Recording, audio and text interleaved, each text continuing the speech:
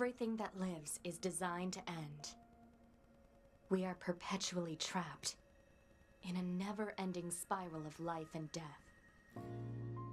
It is safe to say that I have never played a game quite like Nier Automata, as it is a game that fully takes advantage of this medium to deliver a story and experience in a way that truly only a video game can. For anyone unfamiliar with this game, you may be seeing this footage and think it doesn't look all that unique and may even look a little cheesy. After all, what's unique about an attractive female main lead slashing waves of enemies? And if you're thinking that, I wouldn't blame you, as on the surface it does appear to be a pretty simple game for a target audience. Just a story about androids fighting for the future freedom of humanity with cool action and music and nothing else. But now, after having played through each of the game's 5 different sections and achieving those subsequent endings, I know for a fact that Nier Automata is quite possibly the most incredible game I have experienced. While I do not think it's going to rank in some of my top personal favorites, outranking Death Stranding, Cyberpunk, or more importantly, a game like Outer Wilds,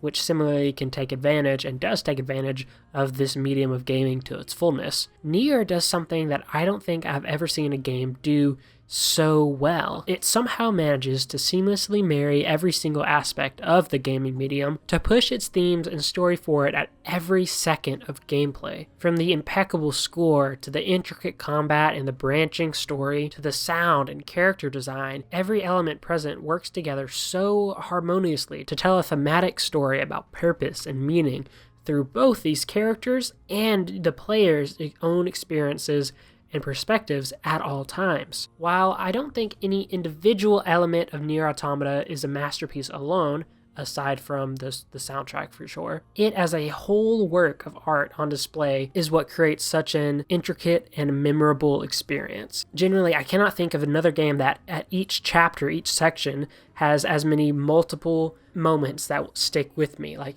some games every other chapter, or the big pivotal moments in the story, those will be ones you remember well after playing. But here in Nier, I can pinpoint at least one in each chapter of this game that is just ingrained in my memory, ranging from these massively scaled battles against machines to simple, small moments coming across a new landmark where the incredible score kicks in to kind of really cement that discovery in your mind. And where in some games, many of these such moments would, like I said, simply be for show, mayhaps, it's not here in Nier, as once again, every moment, every side and main story beat is laced with this narrative theme and questions that the game is presenting and asking both the characters and the player to ponder kind of simultaneously. And it's really impressive in how that comes across. These questions are ones of what is one's meaning in life and what defines your purpose, as well as kind of what do you do when presented with those hard questions in times of immense strife. Nier Automata is an incredibly meditative and philosophical game that I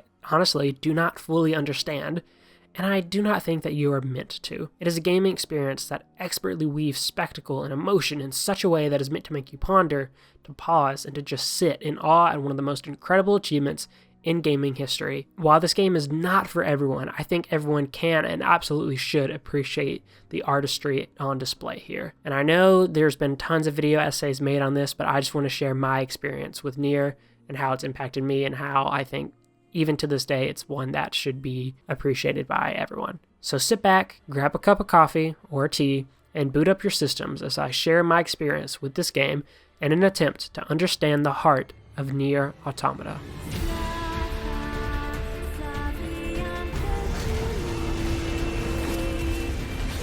I'm going to try to hack it back. Keep it busy.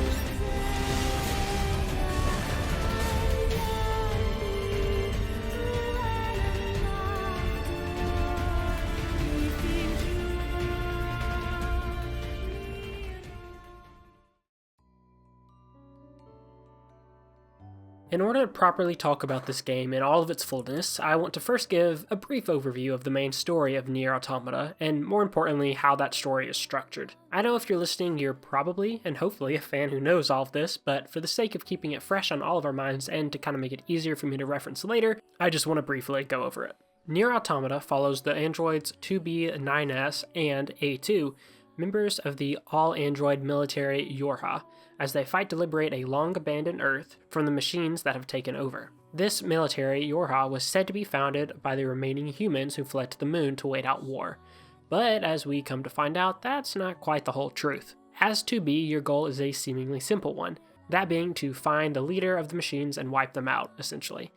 Over the course of the story, however, you begin to quickly discover that just maybe things are not quite as they seem with the machines and their truths our protagonists have been told. This involves so much more than I have time to go over here, but some key moments include finding and befriending a docile machine village that have sought to become more than their programming, bearing witness to other machines giving sort of like a birth to their ultimate form, one eerily similar to the Yorha androids, who aptly named themselves Adam and Eve. Fighting off Godzilla-like machinations, finding both a forest kingdom of hostile machines who are worshipping a long-gone king, and a machine society settled in an eerily quaint amusement park of all places. The most pivotal point in the story, however, comes when our protagonists uncover the deception that the Yorha have sown.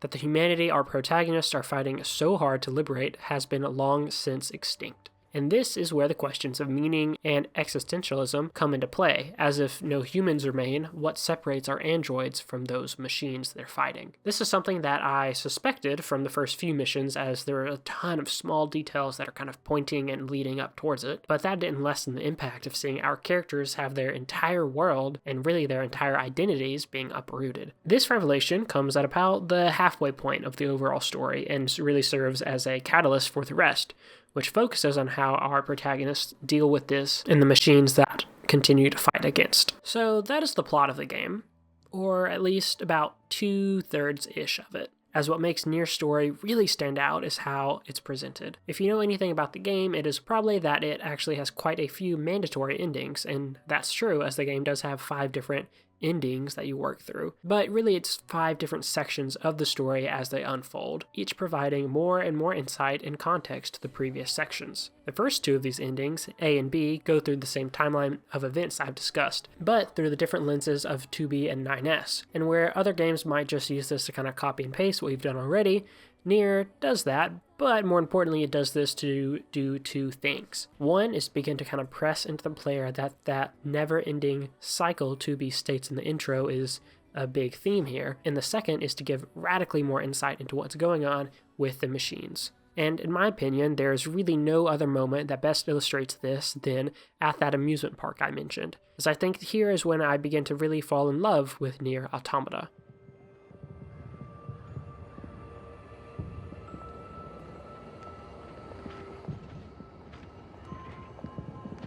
This ancient monument to the old world greets 2B and 9S as they come out of a dense forest during the main story, and it's such a strange moment that it's ingrained in my memory, because here we are in this post-apocalyptic world, run by machines and devoid of all life, and yet here's something eerily familiar, complete with peaceful music, docile machines, and clown costumes, and machine children hopping around and just trying to live in this park. It's such a stark contrast to the abandoned monuments of humanity we've encountered so far. More than that, though, is the final encounter in this area that comes after a literal roller coaster ride of fighting machines while a battle version of the previous park theme plays. After that, you land in an antique theater room with a stage barred off by the classic red circus curtains to reveal this, a giant machine amalgamation called Simone. In the first playthrough, you mostly fight her without any thought, except for a strange moment where the machine speaks and says she wants to become and must become more beautiful.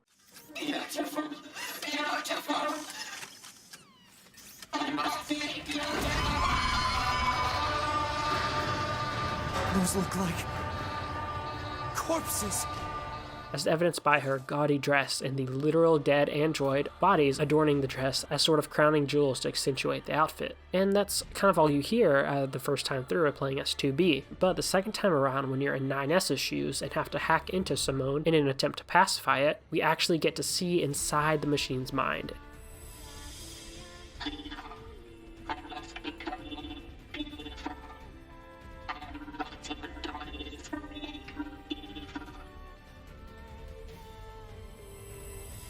and that it, in some attempt to replicate humans it had studied, actually felt love toward another machine once upon a time, or as much of a semblance of love as machines can. This one that she loved ignored her, so she felt she must become more and more and more beautiful to gain its attention. But in the end, it was never enough, so the machine continued to spend its days in a pursuit of an unachievable purpose.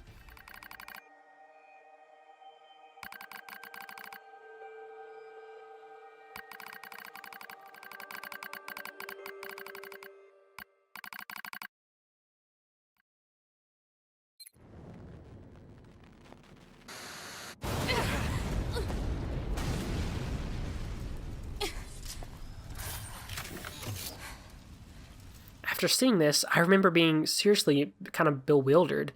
Even though this game had presented some machines, and actually many of the machines, with human-like attributes so far, like of course the Adam and Eve android-like machines, and Pascal in his forest village, this was the most it had yet, at least. Ultimately, it served to recontextualize all I had seen up to this point in the game, and I was just thinking back to all of these seemingly minor interactions with machines through a completely different lens. They weren't just programmed to imitate some of humanity, but it seemed like they were changing in a way to mimic humanity as best they could in an attempt to become, well, human, or become quote-unquote as gods like many of the machines chant. Obviously, they cannot do this, as they are confined to their machine bodies and programming, but the question stayed in my mind that could that programming be altered by sheer will or a desire for purpose? Simone desired to be beautiful, so she sought that out as she had known humans did, and ultimately would only go as far as her limited physical being could let her, and would leave her unsatisfied. In the natural evolution of pondering this, I began to ask myself the same questions that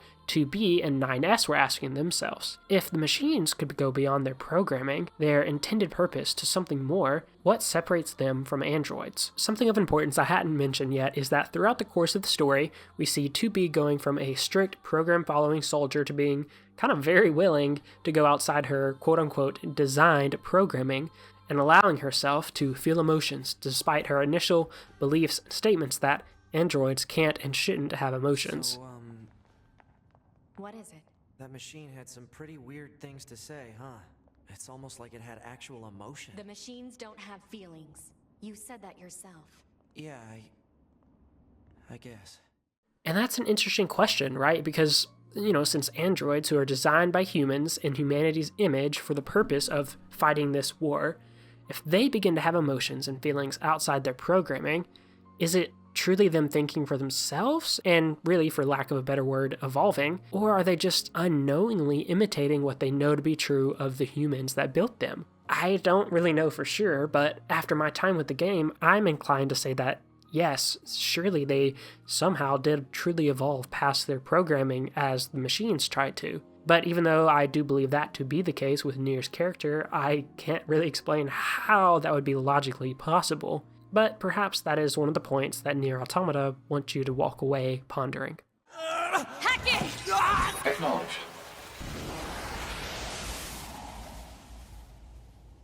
As for the other three endings, they all stem from the last third of the story, where, to extremely oversimplify it, the entire Yorha are infected by a deadly machine virus, and you must fight off and kill all of them, but not without 2B becoming infected herself. Of course, 9S attempts to save her in time, but knowing she's lost, 2B allows herself to be mercy killed by another android, naturally sending 9S into a frenzy. This android, A2, was not affected by the virus, and is our other main protagonist and a defect from the Yorha. And from here, we play out the rest of the story from both her and 9S's point of view. We see A2 as she hunts for other defective machines and, more importantly, comes into contact with Pascal and his village, and has some revelations of her own about the nature of machine life. 9S, on the other hand, is of course hell-bent on revenge, not just towards A2, but to all machine life forms, and we see him uncover and enter this strange white tower that appeared when the virus began spreading. Within this tower, 9S confronts the truth about humanity, the machines, and that of himself, the androids, that they were ultimately no different from machines, made for a purpose of never-ending war for humanity that no longer exists. And then, of course, he comes to a final confrontation with A2. From here, you can choose to control either A2 or 9S and achieve one ending if you choose A2 and another 2 endings for choosing 9S. one of which is the true ending of the game, which I'll save to talk about until later. Nier presenting its story in such a way isn't just for the sake of it though, because in reality it cleverly ties into the game's larger themes and messages, as it was only in the beginning of my playthroughs in 9S's shoes that I began to really see what Nier was setting out to accomplish. This cycle of repetition in the playthroughs, particularly that of the first and second, serves not only as another thematic layer, but also kind of adds new context for story elements that you thought you already had figured out, which is really just an incredible way to tell a story. While the moment at the amusement park was incredible the first time around for its pure spectacle, the second time around you get to see into the final boss's thoughts and motivations like I mentioned. Seeing Simone as a much smaller machine wanting to be noticed by another, only to not feel beautiful enough to even receive that passing glance from him, is heartbreaking, and then seeing her pursue beauty again and again in order to receive his attention, yet it never be enough, is a poignant message in and of itself. Nor so because these motivations the Simone has are founded in the ideology of a real-world French philosopher. Outside of just the fight, this is probably the first real moment that we get to see the inner workings of these machines, as they are trying to be as human as our protagonists, and attempt to evolve in their own ways, but as much as they try, can't fully change. This is kind of emphasized even more in the second playthrough in the Forest Castle section, as we see how this civilization of machines once upon a time had a king, who died and left them a child robot to raise. But, of course, being a machine, it cannot physically grow and change as humans do, so the forest machines were left to tend to it for over 100 years, just waiting. And if it weren't for 2B and 9S's slaughtering of them, I'm sure they would have still continued to wait. I think it was here in that scene that I began to fully grasp what Nier's creators were doing, what questions they were posing, and paralleling the machine's lack of change despite immense desire to, and our androids' hesitation to go against their own orders, their own programming. Because if they can't, well, wouldn't they be doomed to a similar cycle of struggle these machines find themselves in? I think that they certainly would, as throughout the rest of the game it seems that the Yorha had trapped themselves in that cycle of fighting machines, dying and fighting for a humanity that was long gone, simply to maintain the status quo of what the androids knew, just like how the machines of the Forest Kingdom maintained their society with the Child King in wait, despite the futility of it. And the never-ending cycle 2B states in that intro is more real than you realize then, as these questions both our characters and ourselves grapple with are the same that humanity's ancient philosophers had, and yet with still no definitive answers to this day. Which is quite poignant, as in listening to other video essays and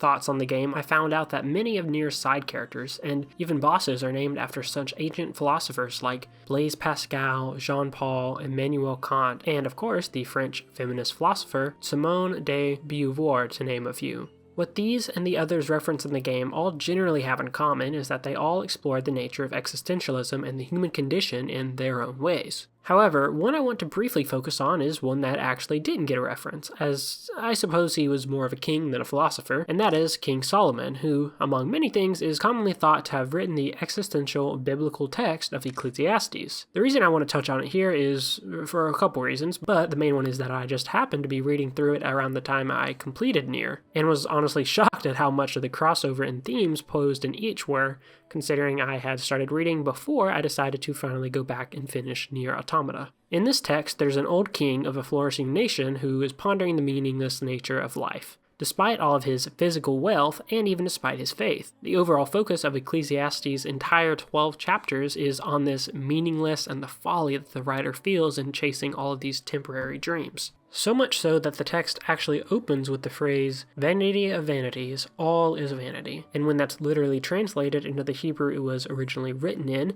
means something more akin to vapor. And yeah, this makes sense as the author is expressing his feelings on the fleeting nature of life and meaning, but this is a kind of striking thought to come from someone who, from all accounts, had everything a human would desire. Wealth, power, a lineage, and many women who loved him, etc. And yet, even all of that was not enough. He even laments at how he sought meaning, sought a lasting purpose in collecting all this wisdom, building great buildings, indulging in pleasure, and generally exercising his intellectual and financial powers, only to find that all these were no more than that temporary vapor. And by the end of all of his musings, he is ultimately no closer to the actual answer. Instead, he seems to actually find a contentment in this meaninglessness of things, and that often it is maybe the living itself that is meaningful enough. Similarly, by the end of 2B, 9S, and A2's journey here in Nier Automata, we too find that there is no exact answer to these questions that humanity has been asking and the questions of meaning within the game.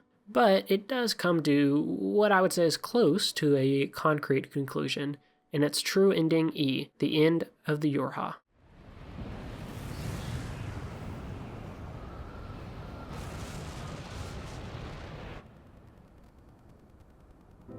Ending E is an absolutely brilliant meshing of the character motivations and the players, as the questions and themes 2B, 9S, and A2 have battled throughout the game are now directed at you, and because of that, it's really just an ending that has made such an impact on me like only a few other games have. So the way this ending occurs is when you choose 9S in the final confrontation, and both his and A2's fate are the same as the alternative version of the events, and the credits still begin to roll. Now, a quick side note here, I did originally end my playthrough choosing A2, and felt it was a decent enough ending as I could just kind of read up on the other two endings, sure. And when doing so, I read up on what I'm about to explain, and I was like, that's kind of like not worth doing myself, and I didn't need to experience it, until people on the Nier subreddit told me otherwise. So I booted the game back up, chose 9S, and sat as the credits begin to roll once more.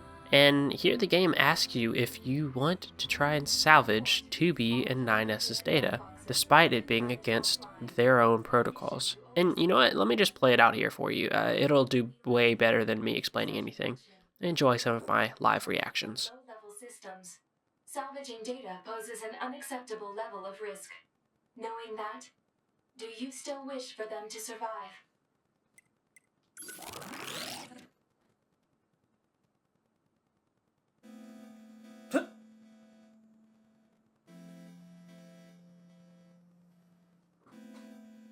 Crazy, man.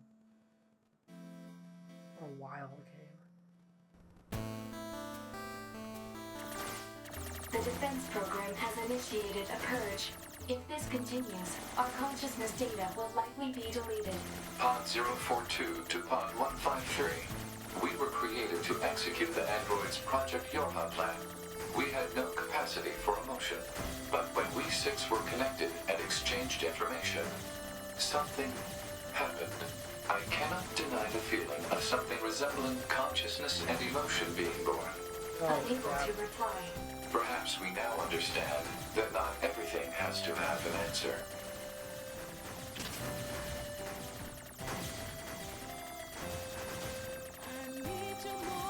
Oh my, this song, dude.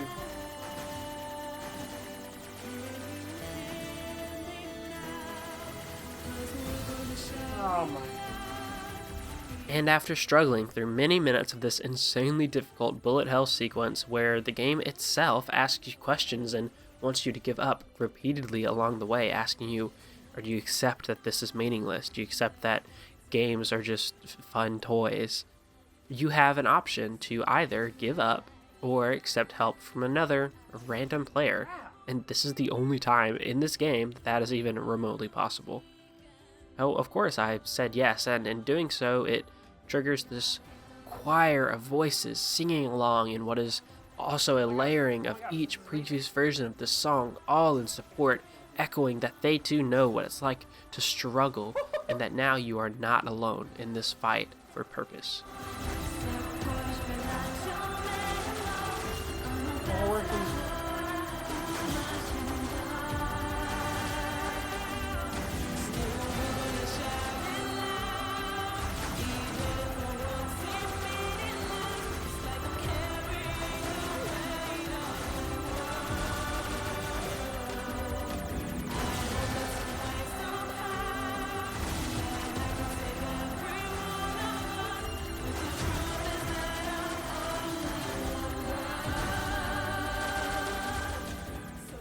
And then, when the ending is complete, you have the option to do the same for another random person and help them out if they're struggling at this end credit section. Except, it is at the cost of deleting your entire save data and all of your progress thus far.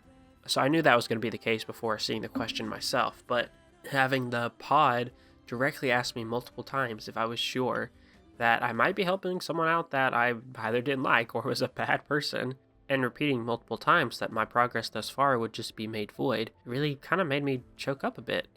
That after all this struggle, after all those who chose to help me in sacrifice of their own data, I of course would want to do the same. Because in a way, while my own saved data or metaphorical memories are wiped from my hard drive, it is able to have an undoubtedly more impactful legacy in its sacrifice, in an ending, than it would have to just exist forever. And this is the meaning. This is an answer to that meaning and purpose our characters so desperately sought after in this idea of transience, in that while their own lives outside of the Yorha or the machine control may have been short-lived and seemingly meaningless to them, they could and do have a lasting impact on parts of the story, but more importantly, on the people they meet along the way, even if many of them don't live much longer. And this is the heart of Nier Automata to me.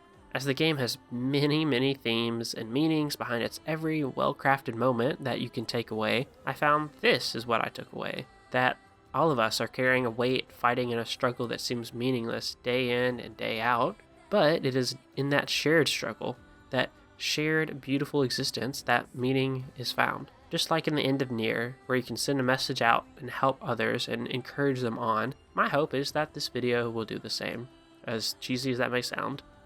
To remind you that you are not alone in carrying that weight, and that life does have an immense purpose, even if you may not be able to see it in today. Thank you, player, so much for watching. Everything that lives is designed to end. They are perpetually trapped in a never-ending spiral of life and death. However, life is all about the struggle within this cycle. A future is not given to you. It is something you must take for yourself.